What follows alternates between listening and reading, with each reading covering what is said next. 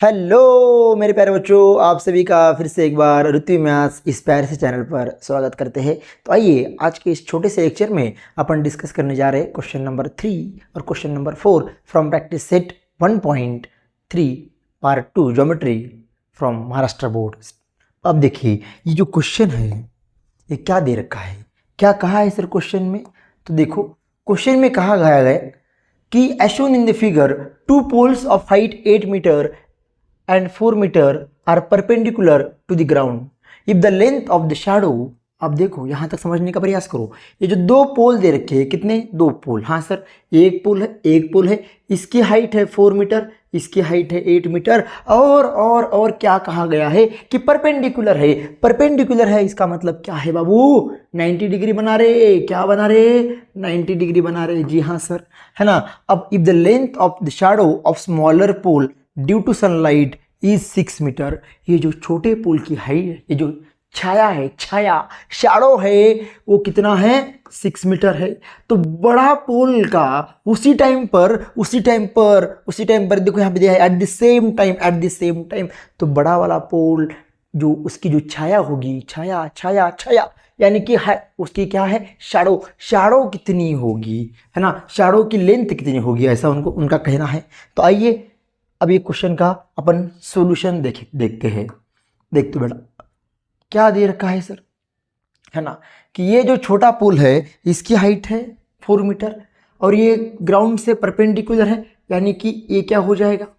90 degree हो जाएगा। Sir यहाँ पे तो सिर्फ हमें एक ही एंगल दिखाई दे रहा है ना। तो मेरे प्यारे बच्चे और एक बात सुन, जब सनलाइट होती है तो सनलाइट की वजह से एट द सेम टाइम, अब मुझे बता ये वाला एंगल और ये वाला एंगल जो बनेगा क्या वो सेम बनेगा कि नहीं बनेगा? जी हाँ सर, बिल्कुल बनेगा। तो आइए अब देखते हैं, हमें पूरा लिखना है बेटा। लेट पी आर, है ना, and A C is a height of smaller and bigger pole. बात समझ में आई क्या, है ना? हाँ सर। अब आगे देखो, Q R and B C form are their shadows, ऐसे अपन ने लिख लिया। हाँ सर। अब देख बेटा, है ना, अब पोल जो बोला है, पोल कैसा है? पोल perpendicular to the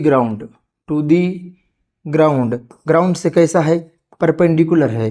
that means angle जो है, angle P R Q and angle equal to angle A C B, ये कितना हो जाएगा? 90 डिग्री। यहाँ तक बात है समझ में? हाँ सर। तो अब देखो पी आर क्यू और ए सी बी 90 डिग्री हुआ। अब वैसे ही मुझे बता मेरे प्यारे बच्चे, ये जो एंगल है, एंगल क्यू पी आर क्या इक्वल होगा कि नहीं? ये कॉन्ग्रुएंट लिख लो, कोई दिक्कत वाली बात नहीं, है ना। क्यू पी आर ये किससे इक्वल होगा? बी ए सी से, है ना। यहाँ पे रीज़न देना है तो दे दे कि एंगल जो बना है ये मेड बाई सनलाइट, है ना। ऐसा रीज़न दे सकता है, कोई दिक्कत वाली बात है क्या? नहीं सर, है ना। तो यहाँ पे अब देखेगा तो in triangle 1 and in triangle 2 मतलब P R Q and A C B, अगर ऐसा नाम लिया पी आर क्यू तो ए सी बी लेना पड़ेगा, पी क्यू आर लिया तो ए बी सी लेना पड़ेगा, क्योंकि करस्पॉन्डेंस मैटर करता है। ठीक है, तो अब देख in triangle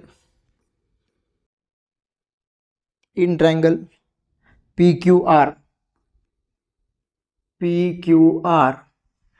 and triangle A B C. ठीक है, अब यहाँ पे तुझे समझ में आ गया होगा कि ये कैसे है, इक्वल है कि angle P R Q is congruent to angle A C B क्या दिखेगा? Both 90 degree. ठीक है, अब एंगल क्यू पी आर ये कॉन्ग्रुएंट होगा किसको? एंगल बी ए सी को। रीज़न क्या देगा मेरे प्यारे बच्चे? सर यही रीज़न देना है, एंगल मेड बाय सनलाइट। ठीक है। अब मुझे बता, क्या ये दोनों ट्रायंगल एंगल टेस्ट से सिमिलर हुए कि नहीं? हाँ सर बिल्कुल हो गए। अब मेरे भाई अगर ये दोनों ट्रायंगल अगर सिमिलर हुए, triangle P Q R similar to triangle A B C, reason क्या देगा भाई? A test of similarity, a test of similarity. यहां तक समझ में आया बात? अब मुझे बता, जब दो ट्रायंगल सिमिलर हो तब उनकी करस्पॉन्डिंग साइड कैसी होती है? सर करस्पॉन्डिंग साइड प्रोपोर्शन में होती है। जी हाँ, तो लिख दे P Q upon A B equal to Q R upon B C और P R upon A C. यहाँ पे रीजन क्या लिखेगा? Corresponding sides of similar triangle. ठीक है, बात आई समझ में? हाँ sir, A C S S T मतलब corresponding sides of similar triangle. बेटा ऐसे नहीं लिखना, आपको पूरा लिख देना है। ठीक है। हाँ, अब मुझे बता, अपन किसका किसका रेशियो लेके आगे चलेंगे, है ना? हमारे पास क्या है? पी आर है। अच्छा, तो पी आर कहाँ पे है? यहाँ पे। पी आर अपॉन ए सी लेना पड़ेगा अब, है ना? ओके, क्यू आर और बी सी देख, क्यू आर कहाँ पे है? क्यू आर और बी सी, इन दोनों को साथ लेके चलेंगे। क्यों सर? क्योंकि हमें चाहिए क्या? हमें चाहिए क्या? बी सी चाहिए। क्या चाहिए? B C. अब मुझे बता, है ना, यहाँ पे देख, क्यू आर कितना है? क्यू आर है 6, पी आर है 4। क्यू आर 6, पी आर कितना है?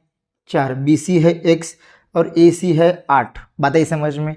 हाँ सर। अब क्या करेंगे सर? इसको सिंपलेस्ट फॉर्म में करेंगे, 4 1 दी 4, 4 2 दी 8। अब जब क्रॉस मल्टीप्लीकेशन करेगा तू, तब तुझे क्या मिलेगा? क्या मिलेगा सर? है ना, 6 इंटू 2 और 1 इंटू एक्स, तो ये 12 और ये x, मतलब x कितना आ जाएगा? 12 आ जाएगा। कितना आ जाएगा? 12। मतलब मेरे भाई अब क्या है सर? ये अगर 12 आ गया, इसका मतलब हाइट जो है, हाइट कितना आ गया? Height of the, sorry, shadow of the bigger pole, है ना? Shadow of the bigger pole. Answer में क्या लिखेगा तू, है ना? आंसर में क्या लिखेगा? Shadow of the bigger pole is कितना है? 12 मीटर। बात समझ में आई क्या? है ना? बहुत इजी क्वेश्चन है। इस क्वेश्चन में ऐसा कोई कंसेप्ट नहीं कि आपको बहुत हार्ड लगे, बट थोड़ा सा आपको समझने का है और उसकी प्रैक्टिस करना है। बात आई समझ?